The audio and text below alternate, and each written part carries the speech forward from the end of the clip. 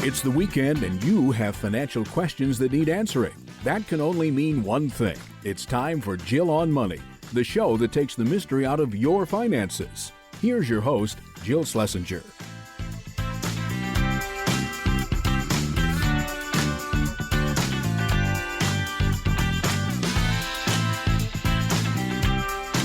Welcome to the Jill on Money Show. This is the program that takes the mystery out of your financial life. I'm Jill Schlesinger, CBS News business analyst, and I'm also a certified financial planner. Now remember, this is a program that relies on you for all of our content because you make this show run. In order for us to cover what's important to you, you've got to get in touch with us. Just go to our website, jillonmoney.com. And in the upper right-hand corner, there is a Contact Us button. When you click that button, a form will pop up, and that's the email we receive from you. Just fill it out and give us a lot of detail if you do not think you're going to come on the show live with us. But if you would like to join us live, which is really so much more fun for everyone, I think you'll get more out of it if you come on live, check the box. Mark will follow up with you and arrange to get you on the air. Now, while you're on the website, a couple of things to point out. We've got a free weekly newsletter which comes out every Friday that will also entitle you to our blog, which is free. And you can subscribe to our service called Jill on Money Live. So again, if you have a few bucks to spare, Jill on Money Live, $45 for the next 12 months. That will get you 4 webinars, the back catalog of those webinars, and bonus audio and video content. $45 for the next 12 months. Or you can just buy one webinar at a time for $15. Our upcoming webinar is with Ed Slott, the champion of the Roth, Thursday, February 26th. So definitely make sure you register now. Okay, let's get to some emails. This is from Katherine, who writes, I would very much appreciate your thoughts on when do you think it would be feasible for me to retire? I'm 52 years old, Katherine is. She's married. She's got 2 kids, 16 and 14. She lives in a high cost of living area. And she said, if I can afford it, I would like to continue living here in retirement as well. Okay. My current salary, $195,000 a year, no other income. My retirement savings, get ready for this, Mark, $851,000. The lion's share is in traditional pre-tax, $716,000, Roth $135,000. She does have a nice big chunky emergency fund. It is $115,000, and she's got a low interest savings account, $13,000 for quick access. My husband and I have joint stocks in an account worth about $227,000. No debt, no property, no pension. Okay, here's how the retirement contributions go. 3 streams, 6% mandatory, and then 8% employer contribution. So 14% of her $195,000 salary to a pre-tax 414H plan. Don't even ask me what that is, guys. I don't know what Mark, what's a 414H? I know it's part of the tax code. I've never heard of that. I haven't even come across that in my CFP continuing ed. Hold on a second. We got to Google this. Hold on. Stand by, people. 414 plan. State and local government employees exclusively. Yes. Okay, here it is. And no pension. That stinks. Okay. All right. We're going to get back to this. So it's a retirement plan for state employees and city. Okay. Catch up goes into a deferred 457 plan, $31,000 in 2025. So 14% of her salary plus $31,000. Then also a Roth IRA through a backdoor. Oh boy. Isn't that incredible? She and her husband file their taxes separately. Something's going on there. But again, because, Katherine, you're not coming on the air with us, I can't ask the follow-up questions. Okay, on average, they spend $10,000 to $12,000 a month. $6,000 goes to rent.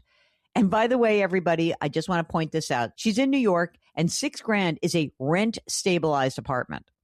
Seems high. Well, I don't know. If she has a 3-bedroom, it's not, right? Because she has a 16 and a 14-year-old. Okay, so $6,000 rent. The rest is their expenses. Husband and I split the expenses where he is responsible for rent. She takes on the rest. I consider his portion of the expenses, right? That's $6,000 a month. That's a liability because while I have a stable job, his situation is more unpredictable. He owns his own business. He's got variable income. Both kids are going to college. They've saved $342,000 in 529 plans. Boy, I wish I had some of that money for retirement.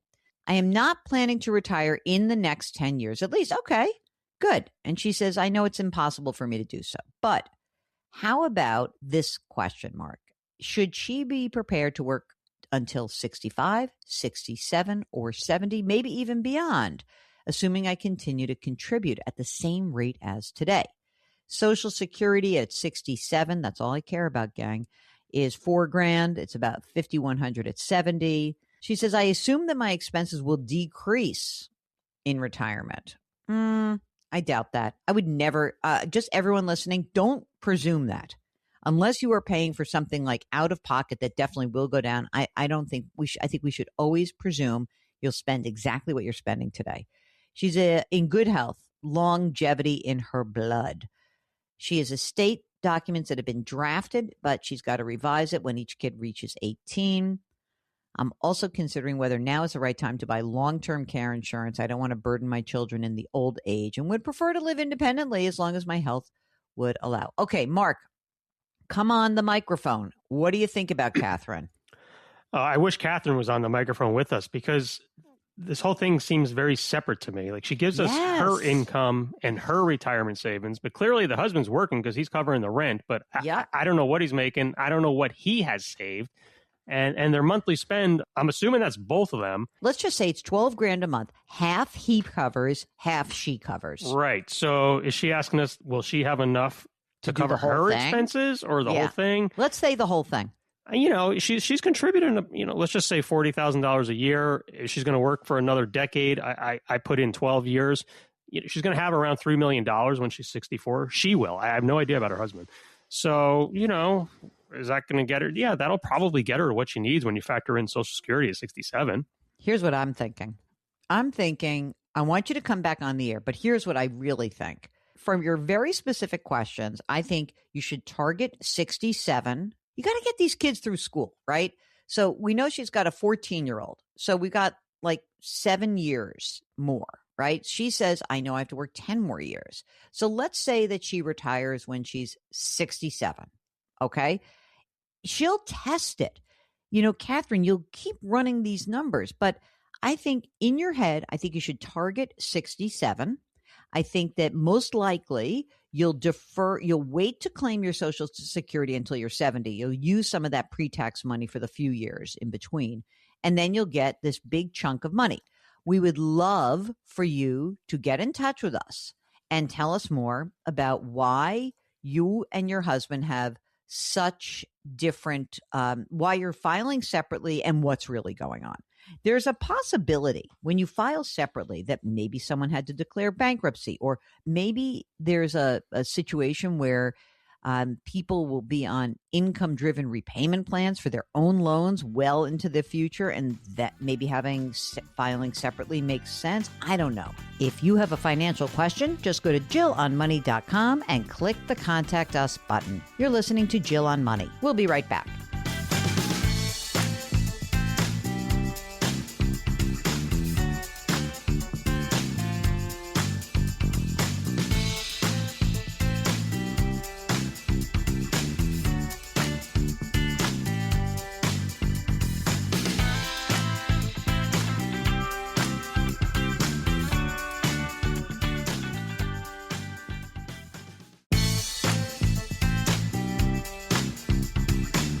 Back to Jill on Money, where Jill Schlesinger helps you take the mystery out of your finances. You're back with Jill on Money. Here's an email from Kathleen, who writes, Hi, Jill. First, your podcast is amazing and educational and informative. Jill and Mark, that's what she means, Mark. Thank you for the information you share. I'm hoping to get a second opinion for our financial plan. We currently work, so there's a wife here, so a couple, they work with a wealth manager, but we don't seem to connect with him at times, and it can be frustrating. So wife is retired, 68 years old. I am retired just recently in the fall at age 62. I was going to wait to take Social Security until my full retirement age of 67. We can live very comfortably on $6,500 to $7,000 a month. our essential expenses per month, $4,800. Come on. I mean, oh my goodness. Okay. That gives, so $4,800, anything above that is just fun money. So wife gets $2,400. Kathleen, has been taking $4,000 from cash savings to make up the difference. They have $1.2 million in an IRA, $134,000 in an annuity that will become available in April of this year. We have $67,000 in a brokerage account. Some of this is cash. Most of this is I think this is more of their emergency fund. They've got another $30,000 in emergency savings. In January, so right now, they're going to start drawing $4,500 from the IRA account, about a 5% withdrawal rate, and preserve the money that we have in cash accounts as our emergency, sleep at night money. My plan was to keep guardrails in place, and if the market tanks, we could stop the withdrawal from the IRAs, then use the cash buckets. Once I turn 67, we'll have enough money between both Social Security income and may only need another $2,000 a month from the IRAs. No debt. They own their home. They own their car. Is the plan sustainable? And should we drain our cash account? Should we do more on the IRA? They only have 5 years here. Okay, so first things first. I think that there's $134,000 in some annuity, which I presume this financial person sold you. That's what I'm thinking. So first, before we even do the IRA, maybe we should just annuitize that and get it out. So again, that annuity becomes available in April, in a few months. So let's first get rid of that for the next 2 years. And again, I'm presuming this is a retirement account and there'll be some tax liability, but we'll drain that for 2 years. Step 2 is look at the IRA accounts, the IRA/cash accounts, and use those for the next, so let's say we do that 62 to 63, 4, 5. So for the next few years, then you take some combination. But can I tell you one thing that jumped out at me, man? We currently work with a wealth manager, but don't seem to connect with him at times. Well, yeah, that's the red Come flag. on. So here's your second opinion. Let's get you a second opinion for real. I want to get you a... You don't want to be dealing your finances with somebody who you don't feel connected to. Exactly. So I think that is the number one thing to consider. And then you get a second opinion about the plan. But I think generally speaking, if we empty out the annuity, we start tapping the IRA, and probably start with $4,000 a month. Let's see where you guys are. Then you claim your Social Security. I think the plan will work. But let's get rid of this person. I don't like people who don't connect with you. It's all your money. Come on. Okay, Mark. Tisha says, you seem to be one of the few who actually say don't pay off the mortgage now. So I wanted to get your take on our situation. Because mostly, Tish, there are so many people who have mortgages under the 4% rate, 5% rate. Why are we paying this off and leaving ourselves without access to cash? That's the question. Including Tish, by the way. Yeah, including Tish. She is 59, will work until 70. Will take full Social Security at that time, and could be about, let's say, $3,600 a month. Have a pension of approximately $3,600 or a lump sum of $400,000, $100,000 in cash, $360 in after-tax 401k. That's it, nothing else. Social Security and pension will cover living expenses. That's good. Of $5,000, no other debt. Take the lump sum and invest it. Pay off the mortgage instead of the pension. Stand down for 1 second. Absolutely do not pay off the mortgage. Absolutely do not pay off the mortgage. Next question was borrow from the 401k now and repay over 10 years. No, don't do that. House is worth $1.3 million. The mortgage is 4%. No. So here's the deal. I don't like the game plan of paying off your mortgage. I love the game plan of working till you're 70 and socking away the money. I don't know about the lump sum. I think we're going to have to decide when the time is closer, what the amount is and what's going on in the universe. I don't know if this is one of those pensions that has a cost of living adjustment or not. I think we need a tiny bit more information, but we don't really know much more about you. Do you have other people in your life? Do you have kids? Do you have a spouse? What else is going on? But definitely don't pay off the mortgage. How's that, Mark, for an absolute? And then we hopefully get her back. I don't see the need with Social Security and the pension covering all the expenses, including the mortgage, and it's only 4% interest. No, I don't see the reason to do it. I don't know why people pay off 4% loans. It's completely batty. Probably still going to do it, though. I don't know. That's my sense. I don't know. Come on. All right. Let's see. Chelsea says, my employer just announced that they're going to offer a Roth 401k option, finally, starting this year. My plan is to immediately switch from traditional to a Roth. Can you help me determine the contribution conversion from traditional to Roth? I currently contribute 7% of my gross to the traditional. I keep it at this amount due to the remainder of my budget. My employer matches 4% for both. Household in the 22% marginal tax bracket. For reference, I have a Roth IRA, has $150,000, traditional IRA with another $50,000, and with my current employer, I've got a traditional 401k worth $19,000. My husband has about $100,000 across various retirement accounts. We're both 36 years old. We'll be working till we're 65. Thank you very much. First of all, Chelsea, 35 years old. Come on. So I think what I would do is this. I don't know what your cash flow really feels like for you guys, okay? But what my sense is that since you get an employer match of 4%, maybe the first thing I would do is switch to the Roth and put 5% in and see how it feels. What do you think, Mark? That's always the advice. I mean, it will impact your paycheck. Going from pre-tax to Roth will definitely impact your paycheck. You'll see a difference. So start with 5. Or maybe even start with 4.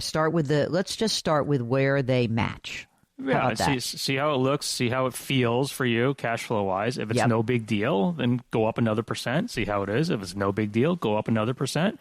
Just get to you'll figure it out. You're just gonna have to tweak with it over probably the first 3 months of the year. Right, and we don't know what your spouse is like, what the contribution rate is for the spouse, but I think that should work. And then you go from there. Listen, you can use the withholding estimator on the IRS website, which is great, but it's like generalized. It's not like for your specific situation.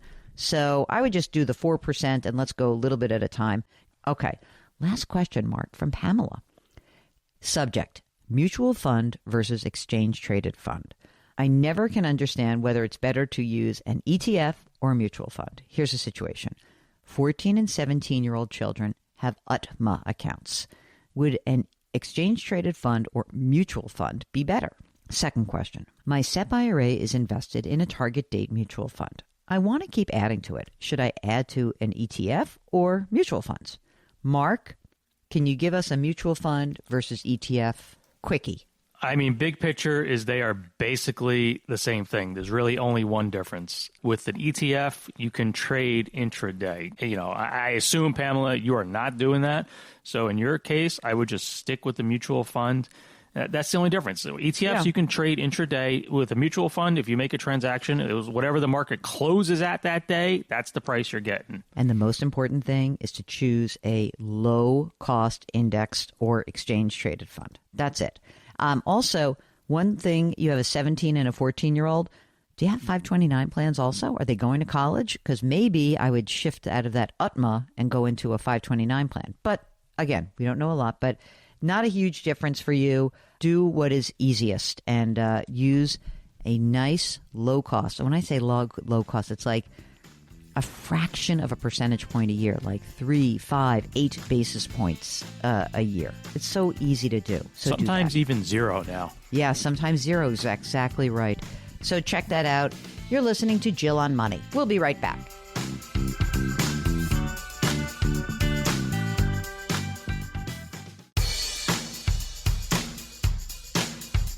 Do I invest here? Should I put my money there? Jill Schlesinger can help you. Back to Jill on Money.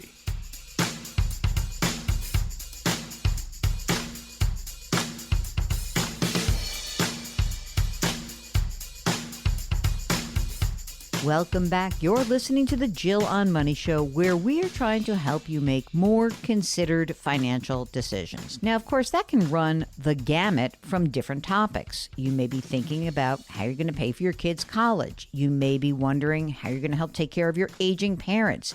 Maybe you're worried about your own retirement. Maybe you're considering a new job. Whatever is going on in your financial life, we would love to help. Both Mark and I are certified financial planners.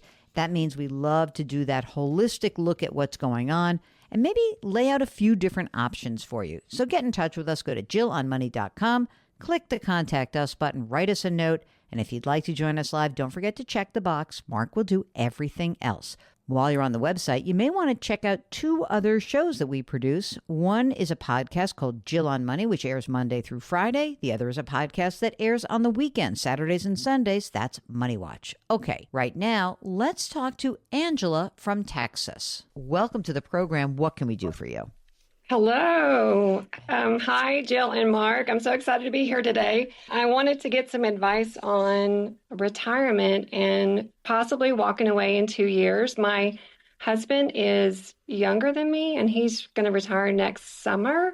And so I'm trying to decide how many more years I really want to stay working and what that looks like. Okay. How old are you, Angela? I'll be 57 in March. Okay. And how much younger is he than you? He is 55. He'll be 55 next August. Dude, you made it sound like you married a 35-year-old. So I was excited for a second, but okay. They're like right? the same age. Yeah, exactly. Okay. So what is for you, why do you feel like the early retirement is the right thing for you? What do you think? Like, what are you hating work? Do you No, what do you got? I'm good, but it's just, I've been working for a long time and I just kind of want to have a plan. And now as we're getting closer to that timing, it's getting more complicated because I'm very kind of scared of, what to do. And I know I can take it day at a time, but I just feel like I'm ready to walk away from the corporate world in a couple of years. That corporate world really does grind you down a bit. It really does. So, Angela, do you guys have kids? We have one. She's 21 and last year of college, and we have a 529 that's covering off on that. Okay, great. Fantastic. I hope she's going to UT or something nice and helpful to you guys. Tell us about the amount of money that you've saved.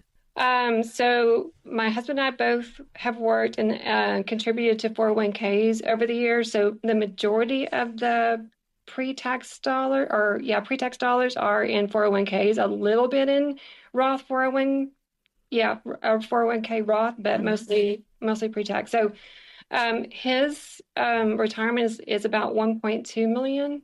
Okay. And mine is between 2 companies about 1.3.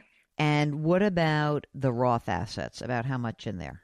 I mean, I would say maybe 10%, not that much. We okay, really of the total. Of this $2.5 million, about 2%, 10% is in Roth. Okay. Maybe, yeah. Okay. What about anything else? Like, will either of you be entitled to a pension? So my husband will. He is adamant he will take a lump sum. Okay. He's estimating that to be about $500,000. Okay. No problem. You will not have a pension, but you'll both be entitled to Social Security, yes? Correct. Do you know those amounts? Yes. Give it to me.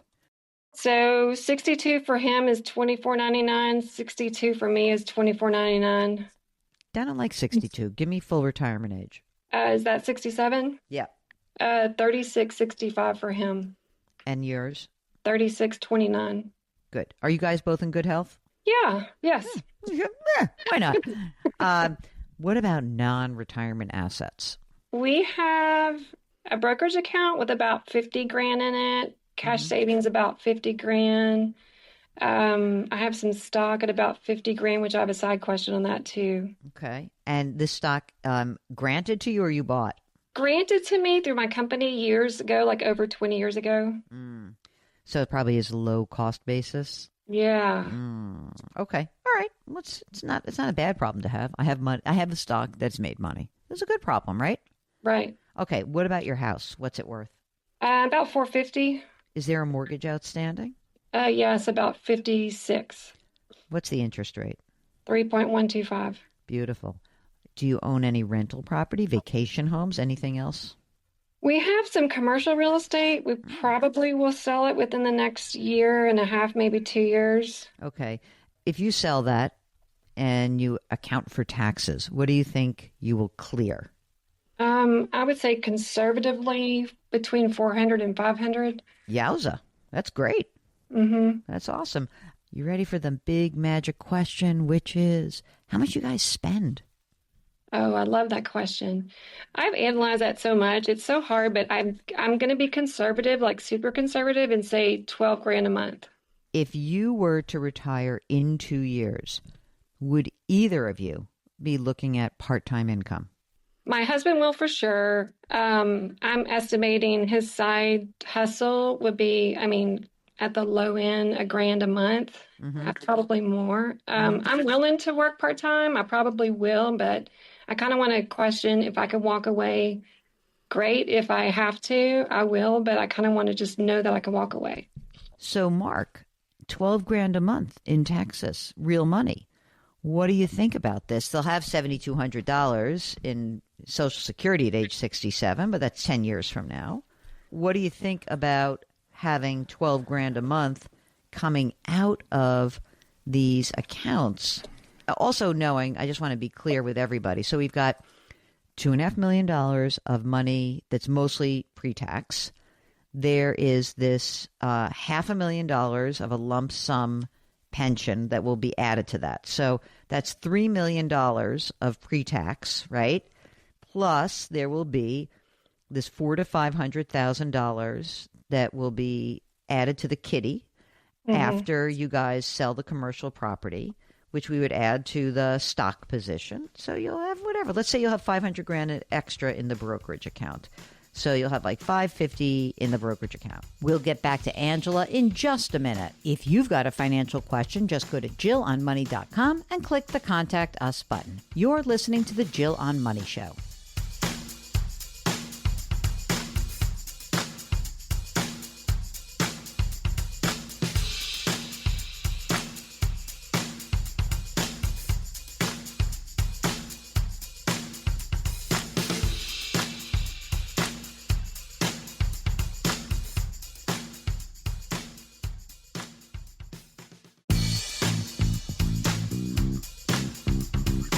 Welcome back to Jill on Money, where Jill Schlesinger takes the mystery out of your finances.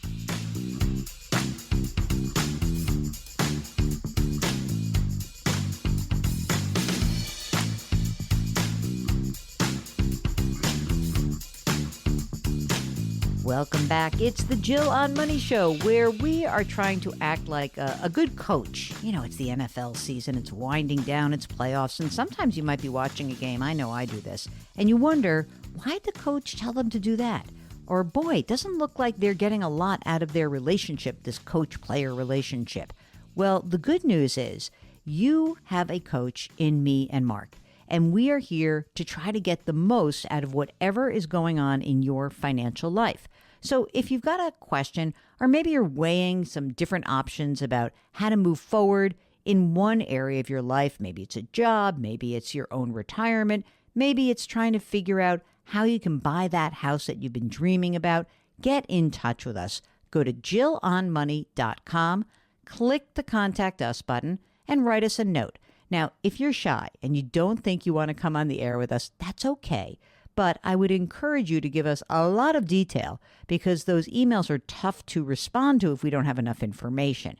If you do want to come on the air, all you need to do is check the box and Mark will do everything else. He's that good. He arranges to get you on the air. And yes, we can change your name. Don't worry, we'll protect you. I just love having you on the air live. It allows us to ask follow-up questions.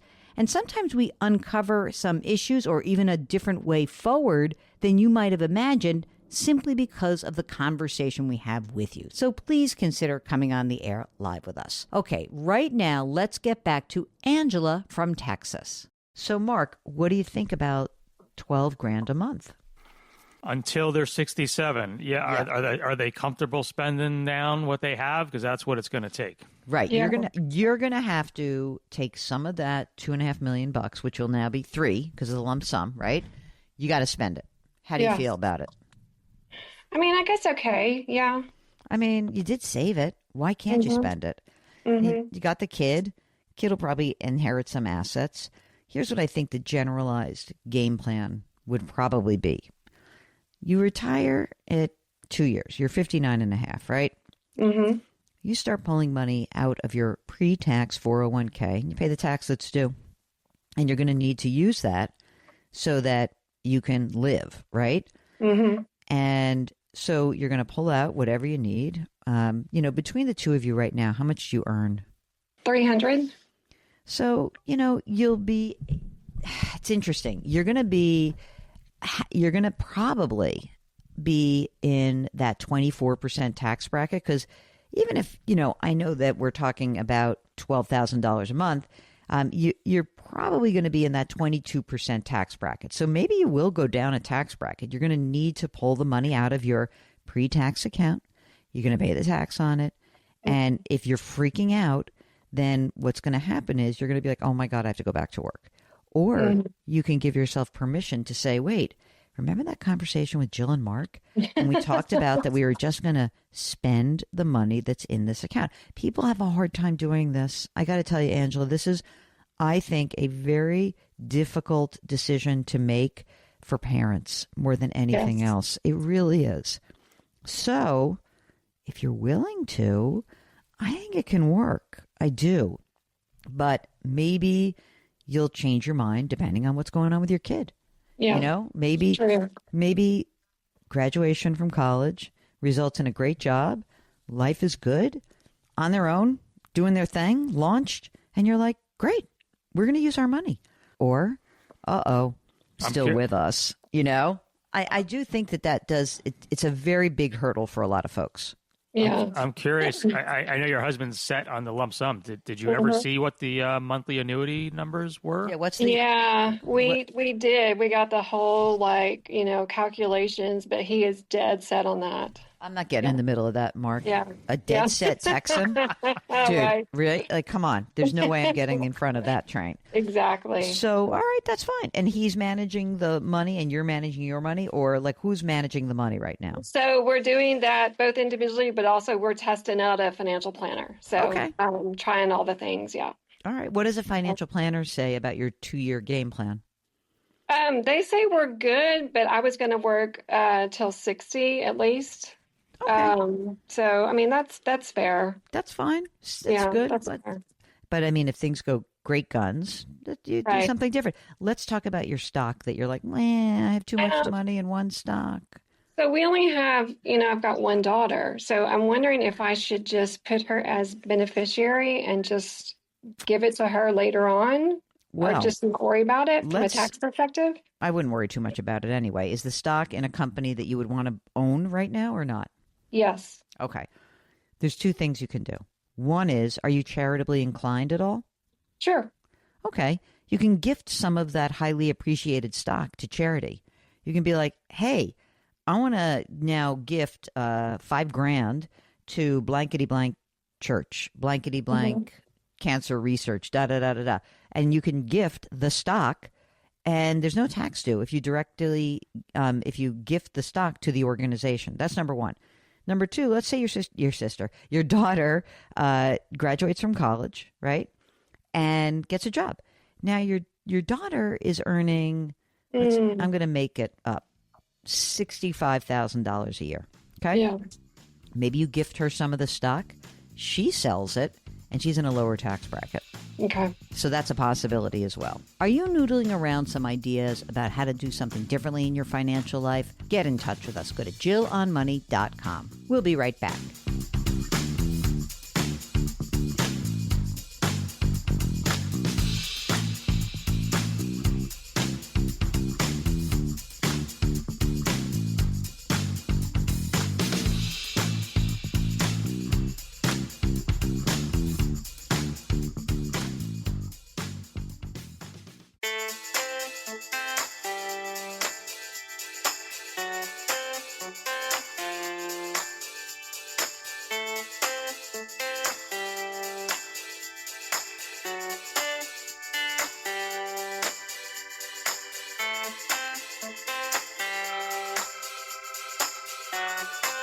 Welcome back. It's the Jill on Money Show, where we are trying to help you make better, sometimes it's less bad, financial decisions.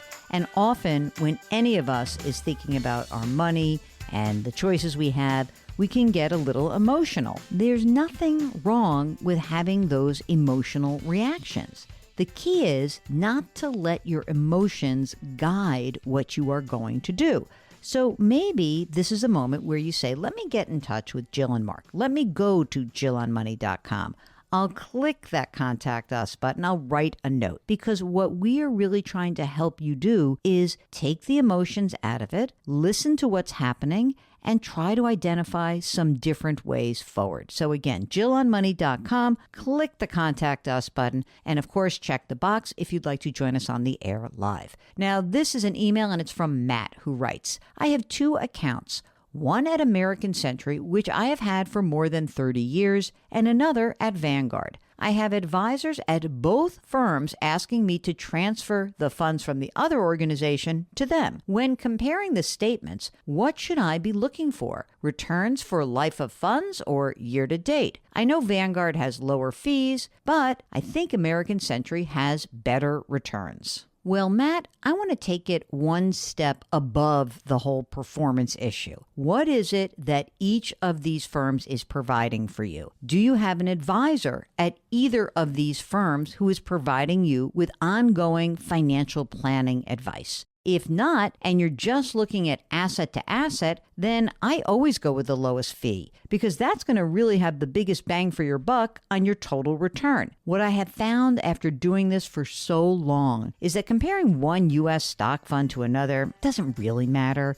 What really matters is, are you getting the financial guidance that you are paying for? That's the question I'm interested in answering. Feel free to get back in touch with us, and maybe we can give you a little bit more guidance along the way. If you have a financial question, just go to JillOnMoney.com and click the Contact Us button. We'll be right back.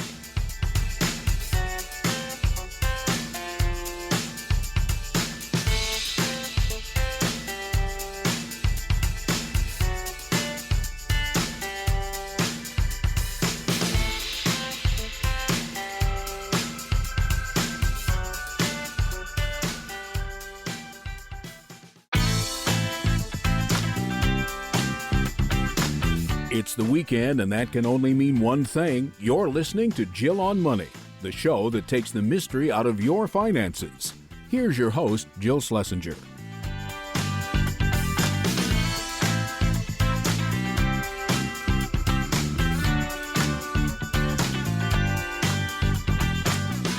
Welcome back. It's hour number 2 of the Jill on Money Show, and we are here trying to help you make considered financial decisions. And sometimes when you are looking at your big picture life and the choices that are in front of you, some of the choices have very different outcomes. And if that's a head scratcher to you and you really want some help parsing through what's available, get in touch with us. Go to our website, JillOnMoney.com, and click the Contact Us button. If you'd like to join us live on the air, check the box. Mark will do everything else because he is the best executive producer in the whole wide world. Hey, while you're on the website, check out our subscription service. Yep, it'll cost you a few bucks. It's called Jill on Money Live. That is where you have access to 4 live webinars over the course of the next 12 months. 4 webinars, the back catalog of those webinars, as well as bonus audio and video content. It will cost you $45 for the next 12 months. And our next webinar is with the phenomenal Ed Slott on Thursday, February 26th. Ed is the person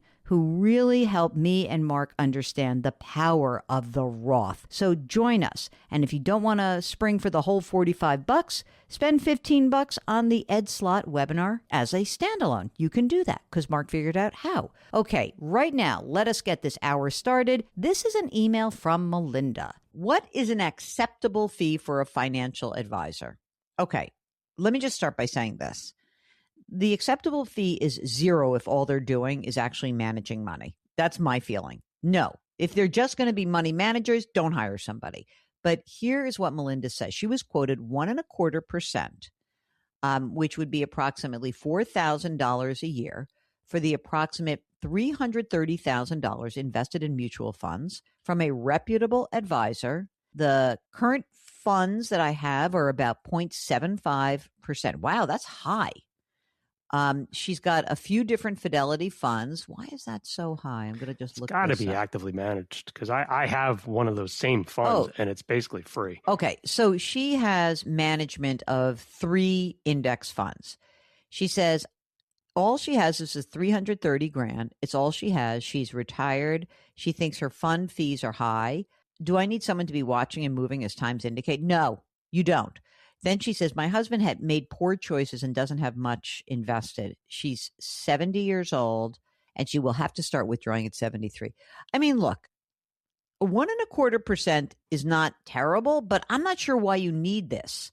I think that what you might need is like, if this is the situation where you're thinking like, hey, I need someone to move my money around. No, then it's not worth it.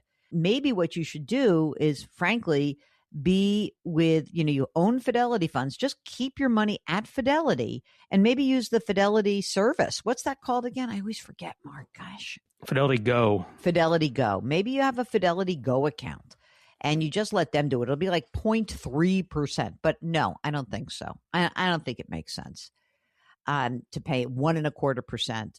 No, I do not. And they're not going to be able to find the top and the bottom of the market. Nobody can. Okay. John wants to know, should I sell some restricted stock units in a technology company in order to buy real estate? My mindset is that I would be balancing my portfolio so that I am not just 100% in stocks and bonds. I'm 56. I'm well ahead of my retirement goals. I'm wondering the trade-offs, taxes, loss of dividends, future gains. Should I use my RSU money to buy a rental property to create steady rental income in the future? The property in mind is $1 million. Come on, John, I have a lot to ask about this. I mean, if you're really worried about just being in stocks and bonds, maybe you sell the RSUs anyway and just like peel off some of that consolidated position. And maybe you can create a brokerage account, and maybe inside your 401k, you add some other asset classes. I don't know if I would buy rental real estate. I don't know anything about you. So if you want liquidity, you could certainly sell RSUs to like get that big bet off the table. That might be something very, very interesting. Okay, this last email is from Jeff, who says he wants to know about payout options for defined contribution plans versus a traditional annuity purchase. Hi, Jill and Mark. Thank you for the helpful perspective and insight you share with your listeners. I have a general question. It just doesn't seem to get enough airtime. In addition to my 401k, as well as separate money in a brokerage account, I also have a defined contribution pension plan available to me upon retirement. No COLA. I may consider the annuity option when the time comes, instead of a lump sum to be rolled over, because it would provide some guaranteed lifetime income. Okay. I don't think you would be opposed to that choice because, after all, Jill loves pensions. But isn't that really the same thing as someone just buying an annuity with a 401k disbursement? After all, both types of lump sums could be rolled into an IRA for liquidity, which I know Jill also loves. My confusion is based on the fact that on your show, you often frown upon annuities, but pensions are typically embraced. Can they be considered the same thing? What am I missing? Hopefully you appreciate that this question is philosophical, so I didn't put any numbers around it. Okay, here is what you're missing. Annuities, many annuities, not all of them, have wildly high fees. That's what we're missing. So here's the question that we would look at, Jeff, in your situation, which is if you had, let's just say you had $1 million in your 401k, and you say, you know what, I want to take half of it, buy an annuity, lose the access to the money, right? I lose my money, then I don't have that access to that money. I've lost that liquidity, and I turn on an income generating machine. Sounds great. Would you pay 2.5% a year for that? I wouldn't. And that's what a lot of annuities cost, 2-3% a year. So it's not a bad idea, but I think in isolation, it could work. But it's very important that we would look at the cost of what that annuity is and what your alternatives are. Malcolm wants to know, how do ESPPs fit alongside 401ks, IRAs, and brokerage investments for tech industry workers in their early 30s? This is a really good question, Malcolm, and it's not just for people in the tech industry, and it's not just for people in their 30s. My general view is that people should limit their allocation to any single holding to 5 to 10% of their total invested assets. So if you've got $100,000 in your overall investment accounts, I wouldn't bulk up on a position that is more than 10% of that total in any single holding, whether you work for the company or not. And a lot of people really get lured into the ESPP because there is a benefit sometimes to buying those shares at a discount.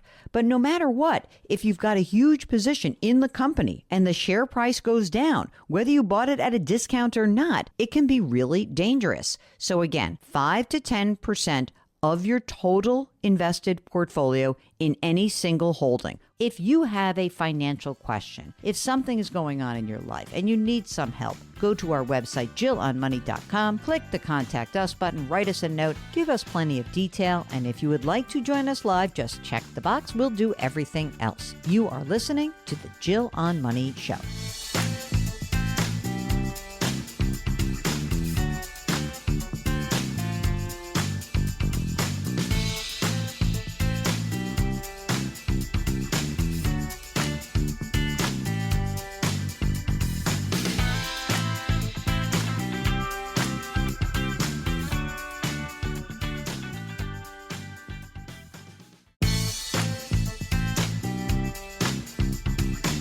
Back to Jill on Money, where Jill Schlesinger helps you take the mystery out of your finances.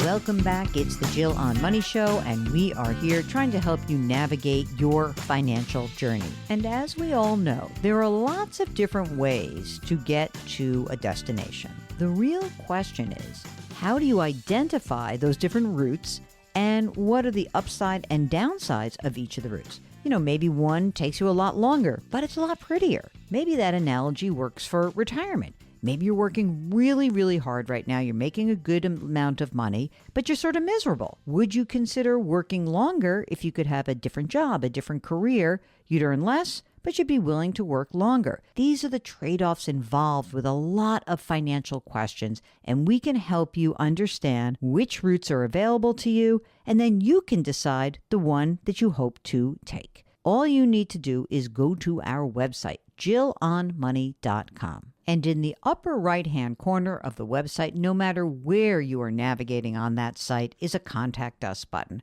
Click that button. A form will pop up. That is the email we receive. If you don't think you're going to join us live, give us a lot of detail in that email. If you do want to join us live, all you need to do is check the box and Mark will follow up with you and we'll schedule something up. Very easy to do. And again, if you're shy, we can always change your name. So please don't worry about that. Okay, right now we are going to talk to Jane and Pat. I love it when a couple comes on the air with us. It's my favorite thing. And they are joining us from Chicago. How are you guys doing? What's going on? We are doing great. Yes, lots going on, a lot of moving parts in our lives right now. So we're excited to have you help us sort through some of that. All right, tell us what we can do. So first of all, what is like the main reason that you got in touch with us? We need some reassurance, I think, on the financial side of things. We're approaching retirement. Like many couples approaching retirement these days, we do have kids involved. So our moving parts are still around our kids a bit. And so we just need some help on the financial side to say, give us reassurance that we're definitely financially okay and that we can focus on the emotional pieces of trying to manage through all of these moving parts. How old are the kids? We have a 28-year-old who's launched. Mm-hmm. And we have a 17-year-old who is a junior in high school. Not launched when you're a junior in high school. Got to say that.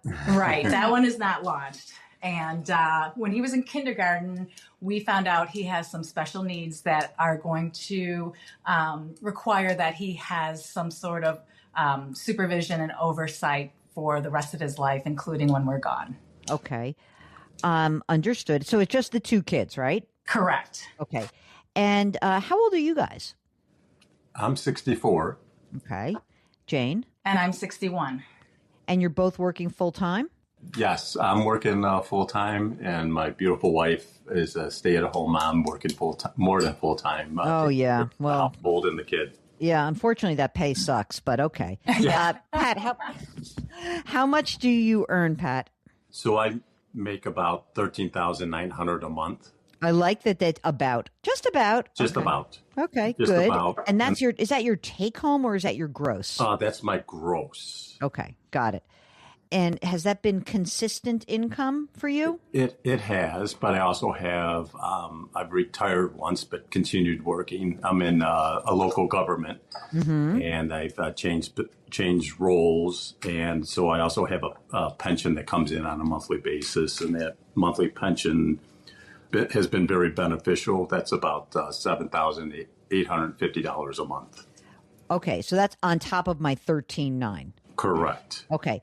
And that will continue. So that extra 94,000, that will continue. Is that there's no period certain? It's just for your life? Yeah, it's for life, and then it's also for Jane and then potentially we don't know yet. We're still searching if it would qualify for our youngest son with the special needs.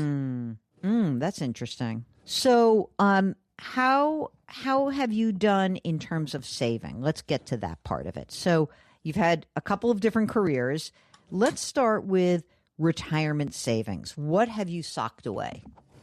So currently we have about 55,000 in our brokerage accounts, but those are pretty much earmarked for different aspects of our life. So we have an HSA, HRA combined is 150,000, and most of that is Pat, since he's worked the longest. We have pre-tax retirement accounts of 1.9 million. Wow. Most of that is.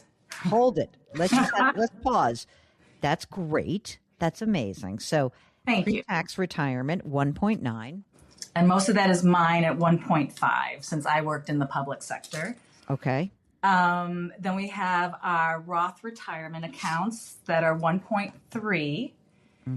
775 of that is mine and 320 is Pat. And I have a inherited IRA of 280. When do we have to get that out of the account? Oh, it's lifetime. Okay, gotcha. Yeah, So it's an yeah. old one, inherited Yes. IRA. Yes. Gotcha. Okay. How much do you guys spend on a monthly basis? We're about I had originally thought we were about 13 to 15,000 a month, but given the price of things this year, I think we're probably close to 15,000. Is there going to be any income besides the pension after Pat you retire? Yes, so I'll have a second pension that will be about 49,000 a year. Oh my God, you're just awash in pension. My God. Well, I've worked hard. I got 35 years, and I'm probably going to do another year to 18 months if possible, or maybe sooner. We'll see how the advice goes today. We'll see what you have to say, Jill. So wait, just so I have it set here. So you will have $143,000 in pension, right? Correct. Okay, got it. And that covers, I know that's gross, but let's just say that's 12 grand gross, and you only need 15 grand a month. Right, but we also then will have expenses of medical care that is not covered that we'll have to account for. How much more should we account for? Right now, 100% goes back on the employee. So that's about, for a family plan, it's about $26,000 a year if you stay on that, or if we have to look at the market prices. All right. So if we said not 15, but we said 17,000, would that be fair? Yes. Let's do that. Okay. And how soon are you thinking about retirement, Pat, in terms of actual, let's get done here? Oh, I don't think about it. You don't? No, he doesn't. And I think that's one of the dilemmas is I'm a workaholic. I work.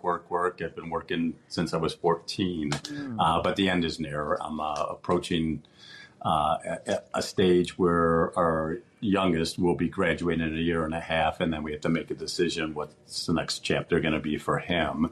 And we're trying to leave all our funds available for him upon our passing. But unfortunately, we know Uncle Sam's going to take a big chunk of it. Right. We're just trying to prep for that. Okay. So can I just go biggest picture? Is there anything else I need to know about, in terms of housing? Do you have you own your home? How much is that worth? 800,000. And is there a mortgage? Yes, 108. And any vacation home or rental property?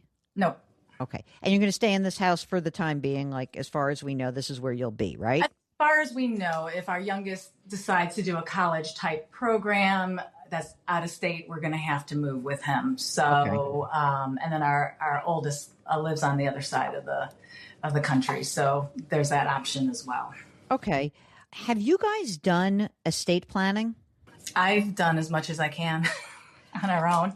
What does that mean exactly? You have your wills. Well, we have our wills. We have a special needs trust. You do. Okay, that's what I was really going for. But it's being updated. It's constantly an updated type situation. Mm-hmm. So yeah. Okay. We're set with that. We'll get back to Jane and Pat in just a minute. If you need some guidance as retirement approaches, give us a holler. Go to JillOnMoney.com, click the Contact Us button, write us a note, and we'd be happy to help you out. We'll be right back.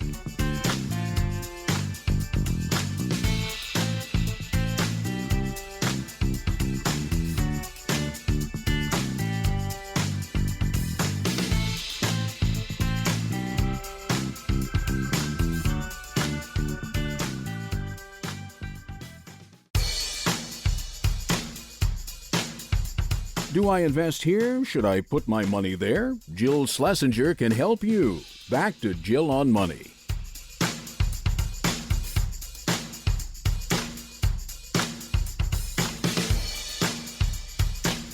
You're back. It's the Jill on Money Show, where we are attempting to help guide you through your financial life. And I say attempting, it's not all math. There's a lot of emotion in all of our journeys. So if you need some help, all you need to do is get in touch with us by going to our website, JillOnMoney.com, JillOnMoney.com. Click the Contact Us button, write us a note, and if you'd like to join us live, check the box. Mark will do everything else. While you're on the website, don't forget to sign up for the free weekly newsletter. Mark does a great job of compiling a lot of the stories you may have missed during the week. I know, we're all very distracted. You can also check out our two other shows. Those are podcasts, Jill on Money, Monday through Friday, and the Money Watch podcast, which airs on the weekends. If you've never dipped your toe into the podcast sea, just know that it's very easy. It's just like radio, except you go grab it when you want it and you listen to it whenever you want. So check it out. We've got links on our website at JillOnMoney.com. Right now, let's get back to Jane and Pat from Chicago. So you have an attorney who will be able to guide you on, does this pension get to go to your 17-year-old eventually? But let's say it doesn't. Let's just say it ends at the second death, which is what usually happens with most of these, okay? Let's just pretend that for a minute. Now we're in a situation where, Pat, let's just pretend that you say, okay, I'm done when I'm 65. Just, Yes. I think that maybe... if you've been working for 50 years, I feel like it's time. You're like, okay. Oh, I do too. It's time. Okay. So at that point, you will have gross income between two pensions of $12,000 a month. This does not include any Social Security yet. I'm just saying $12,000 a month.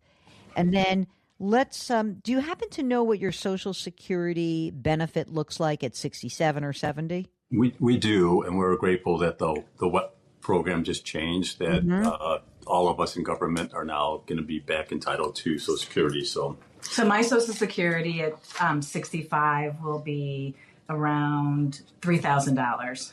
And 65, do you mean 67? I'm sorry, 67. Okay, so 67, it's 3,000. And what about Pat? I'm up at 67. I'm at $2,600 a month. Okay. Although we could wait till you're 70 and the numbers go up, right? Are you guys both in good health? I'm in really good health, I think. Okay. And Pat's in good health, but just he has some chronic things that he's going to have to manage. So maybe what we do is we wait. Jane, maybe you wait to 70. What's your 70 number? Your claiming number? 3,700. Okay. So let's pretend that Pat gets 2,600 at his age, 67, in just a few years. Jane, you've got 9 long years. No, everything is good. 9 years before you claim yours. Mm-hmm. And between the two of you, obviously it's not perfect, but like your dollars add up, just income wise. It looks really, really good. I mean, one of the funny things is that you have all this money in pre-tax retirement, right? Yes. So maybe one of the things that we really decide to do is that, let's say Pat's done at age 65, maybe you start taking some money out of that pre-tax retirement account and using that to supplement whatever you need, but also you'll be in a somewhat lower tax bracket, not a ton lower, but you'll be lower. Maybe we start to get some of that money out so you have access to it. I mean, I guess I wonder, is the 28 is launched. Do you want most of the money to go to your 17-year-old, or do you want to split it? It probably will go mostly to the 17-year-old, but certainly the other one will be considered as well. I'm wondering whether it makes sense at this point to convert some of the pre-tax money or not. Mark, what do you think? Should we convert, or should we just pull some of that pre-tax money out and have that available? I don't think conversion is the best solution. I think pulling it out probably works better. Yeah, that's what I think. You leave the Roth alone. Mm-hmm. You pull some of the money out of the pre-tax account before you guys are forced to. Because remember, at Pat's age 75, he has to start, and at your age 75, but you got some time. Right. So now we're going to pull some of that money out. We are going to be able to build up the brokerage account at the same time. And whatever you need income-wise between now and your age 70, Jane, is just going to come out of that pre-tax retirement account. The funny thing is that when you started the conversation, you said we need reassurance on retirement. Do you? Come on, you guys. You're in incredible shape. I don't see any situation that is a problem here. Even if we said, oh, no, we're wrong. It's not $17,000 a month. We need $20,000 a month. Even then you're fine. Oh, that makes me feel really good, because that's been my fear, and that, it's given up the gap of what I'm making today to what my two pensions will cover us. And I'm ultimately my mindset was to have our pension, my combined pension costs, or I'm sorry, revenue, cover all our expenses. Why do no? Come on, hold on. I know. This is what I know. I get it. I get it. This is the way I work, and with having a special needs child. So I get that, but I think that you're putting the bar way too high. So what I think we the way that I would approach this is to say, okay, $20,000 a month. Let's just look at that as a number.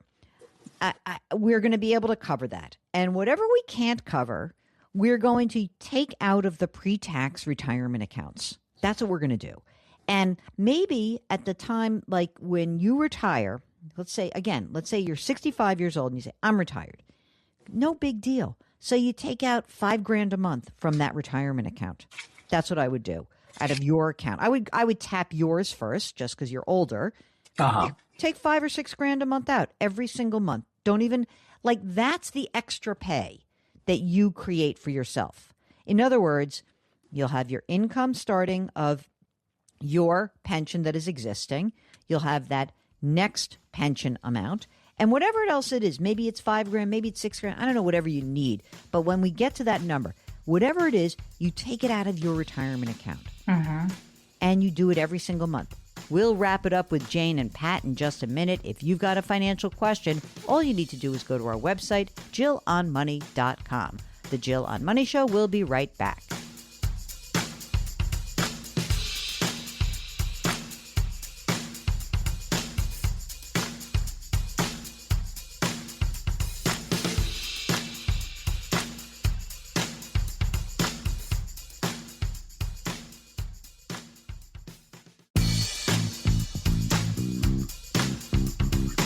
Welcome back to Jill on Money, where Jill Schlesinger takes the mystery out of your finances.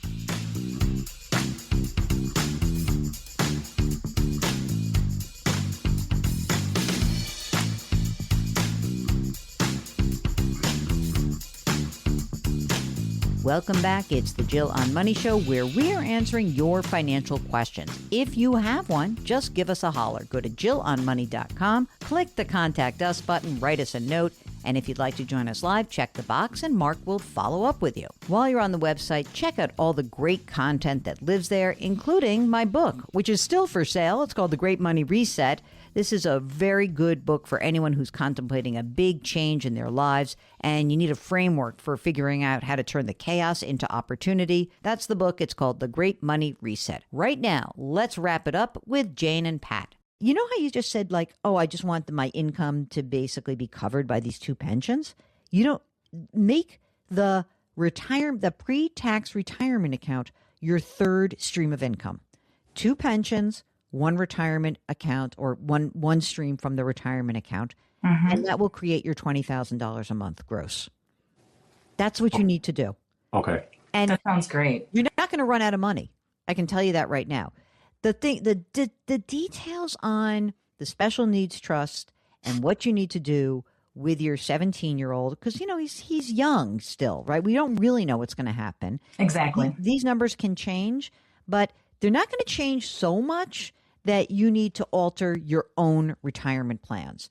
I get it when you said, Pat, like, I'm a workaholic, but at some point you have to give yourself permission to not do that, or to say, okay, you know what I'm going to do? I'm going to be a volunteeraholic, or whatever you decide you want to do. Like, you're going to use your time differently. Correct. But I don't really see any problem here. Mark, I'm going to bring you on the air. Is there a problem for Jane and Pat at all?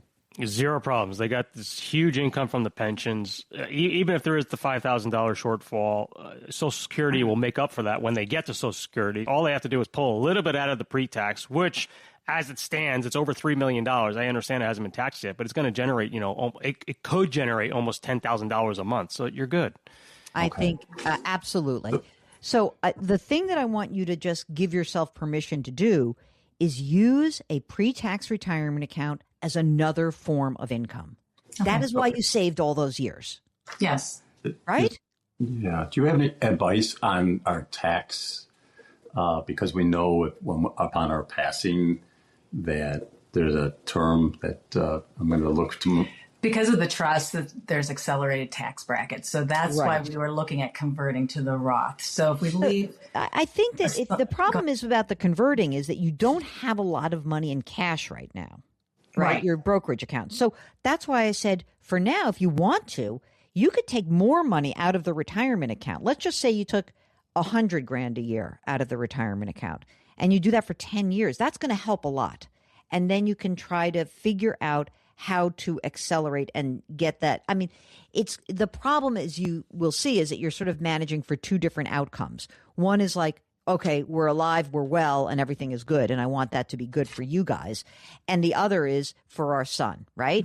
Uh-huh. And so I don't want to favor one versus the other. I think that if you can get money out of that pre-tax account, and by the way, do not hear this, Pat, as like, oh, I have to keep working. So I don't hear that. What I'm saying is we can take more money out of that pre-tax retirement account, pay the tax right now. And even if you end up like, let's say it's 5 years from now and the pre-tax retirement account has grown or whatever, it's still like $1.3 million. We'll have more information then. Sure. And if you've built up your brokerage account, at that point, maybe we would convert some, but I would not start converting this second. I'd first start to just try to pull the money out on an annualized basis. That's what I would start to do. Great. Now, do you have an accountant or a CPA that you work with? We do not. And you manage your own money? Mm-hmm. I mean, you can look at this situation and maybe say, maybe this is something we need to consult with a CPA about, because I don't think, I mean, the big problem is that, again, on one hand, I want to make sure you get the money out of the account. On the other hand, if something bad happens too early in your retirement, it's not going to be good for your kid. Right. So it is possible that, you can consult with somebody, or you can just kind of play with some of the numbers. But I got a good feeling that if you just, let's say that you retired next year, right? And you have the income coming in, right? You've got two different pensions. And you say, all right, well, we're in the 24% bracket. The top of that bracket, the 24% bracket, is $400,000. Right. So You could just say, I'm going to take out as much money up to the 24% bracket every single year. And you could do it that way. And instead of converting it, you just have a brokerage account. And then that brokerage account would grow, or you'd have cash on hand. And then maybe a few years later, you might say, okay, now I can actually convert. Because you don't have a lot of cash on hand this second, converting, I don't know if that makes sense. I want you to have liquidity too. Correct. Right? Correct, yeah. So I think that's where I think you should go with this. I mean, I'm happy to talk to you more as you gain more information. But if you even thought to yourself, the most important thing that we can do is take as much money out of our pre-tax retirement accounts to keep us in the 24% bracket, that is truly the best you can do, I think. Okay. You're listening to the Jill on Money Show. If you've got a financial question, go to jillonmoney.com and click the Contact Us button. We'll be right back.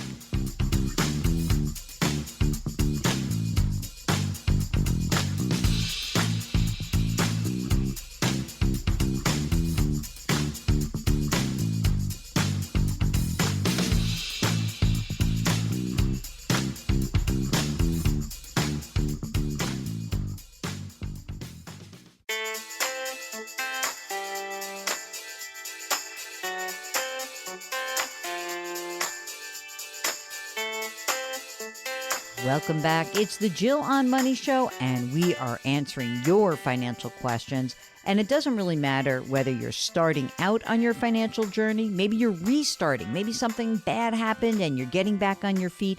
We have heard from so many of you who've done just that. You've gotten through the bad divorce or an illness, or you've lost your job, you're back on your feet and you need guidance. Sometimes the folks who are restarting their financial lives, they are actually so focused and able to accomplish so much. And maybe you're already gathered up a ton of money, you just want to know what to do with it. You're allowed on the air too.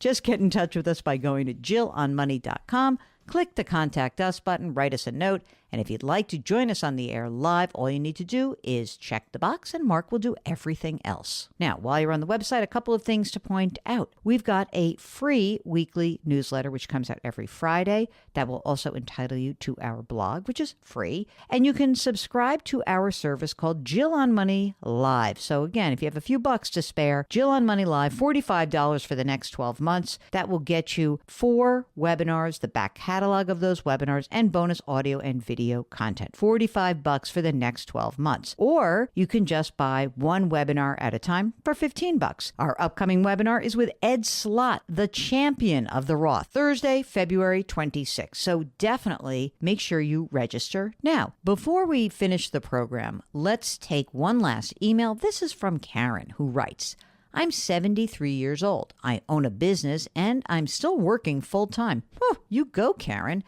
She goes on to write, I am single with no children. My question is, can I convert part of my regular IRA to a Roth IRA without huge consequences, i.e., paying income tax? Right now, my bracket is 32%. Well, Karen, this gets a little complicated, mostly because of your age and you are still working. I would encourage you to follow up with us because I'd love to learn about what money you have outside of these retirement accounts to actually effectuate the conversion. And also wondering, maybe it's not even worth it to convert, but I'd really need to chat with you to follow up more on the question. Okay, that's it. That is the program. Our music is composed by Joel Goodman. Mark Talercio is our executive producer and the king of all things web. We always ask that you lift someone up. Change your work, change your wealth, change your life. Thank you for listening. We'll talk to you next week.